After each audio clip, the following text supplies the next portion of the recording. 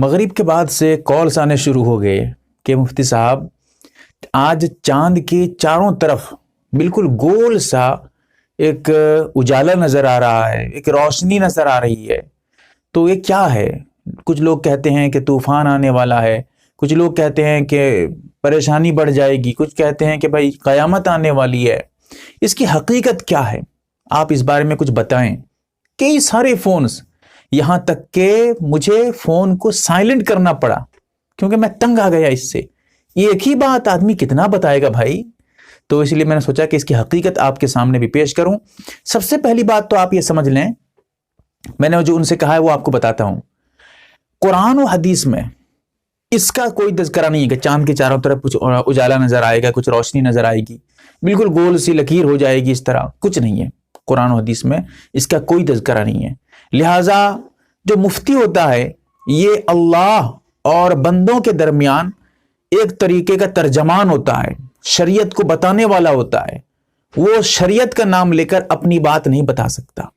اسی لیے میں نے ان سے بھی کہا کہ اس بارے میں ہم نہیں بتا سکتے، کیونکہ اللہ کے رسول نے تو کچھ کہا نہیں کہ قیامت کی نشانی میں سے یہ بھی ہے، یا پھر قرآن و حدیث میں اس کے بارے میں کچھ آیا ہے، کچھ نہیں ہے قرآن و حدیث میں۔ ہاں اگر تم چاہتے ہو، کیونکہ مجبور کرتے ہیں، ارے کچھ تو ہوگا، کچھ سوچئے نا، کچھ ہوگا بتائیے نا۔ تو میں نے کہا کہ اچھا ہاں یہ بات اگر ہے، تم چاہتے ہو کہ میں اپنی مرضی سے کچھ بول لوں، بہت کچھ بول لوں گا۔ فلاں ٹائم میں ایک کام کرو، ایسے ٹائم میں جلدی سے پانی پی لو، بیماری دور ہو جائے گی۔ فلاں یہ وقت بہت خطرناک وقت ہے، گھر سے مت نکلو۔ میں کچھ بھی بول دوں گا اگر تم چاہو، ورنہ ایسا کچھ نہیں ہے۔ تو اپنی مرضی سے اگر آدمی بولنا چاہے تو بہت کچھ بول سکتا ہے۔ ہاں چند سائنس جاننے والوں سے میری بات چیت ہوئی تو انہوں نے کہا کہ ہاں جو ریسرچ کرتے رہتے ہیں، سائنسداں ہوتے ہیں، آسمان پہ ان کا کیا کام وام سب چلتا رہتا ہے، وہ یہ سب کرتے رہتے ہیں۔ ان کا ہو سکتا ہے کہ کوئی ایسا کام ہو جو اس طرح وہ ریسرچ کر رہے ہوں۔ اس سے پتہ چلا ہے، کچھ لوگوں کا کہنا ہے، لیکن اس کی میں گارنٹی بھی نہیں دے سکتا کہ ہاں واقعی ایسا ہی ہو، یا یہ بھی ہو سکتا ہے کہ یہ تو اللہ کی قدرت ہے۔ بھائی لوگ فون کرتے ہیں کہ آپ تو مفتی ہیں، آپ ہی بتائیں گے، تو آپ کو کیسے پتہ نہیں آپ مفتی ہیں؟ میں نے کہا ایک کام کریے، مفتی کو اگر سب کچھ پتہ ہے تو پھر اللہ کیوں ہے بھائی؟ تو ایک کام کریے، اللہ کا نمبر کہیں سے لے کے اللہ کے پاس لگائیے نا۔ چاند کو تو میں پیدا نہیں کیا ہوں، چاند کو میں نے جو ہے وجود میں نہیں لایا ہے کہ ہر خبر آپ کو بتا دوں چاند کے بارے میں کیا ہوا کیوں ہوا۔